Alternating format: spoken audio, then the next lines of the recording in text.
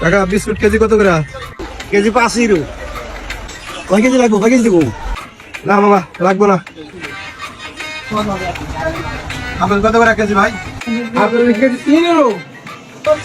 Euro? ভাই আমার মালটা কত ইউরো হয়েছে? তোমার 10 ইউরো। 10 ইউরো ফেরত দেন।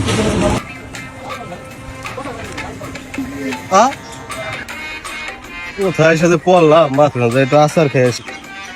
ভাই 20 টাকা আচার দেন। ইউরো ছাড়া বেশি না। কাকা 1 ইউরোর আচার দেন তো। এই নাও তোমার 1 ইউরো আচার নাও। আচার ইউরো দিয়া।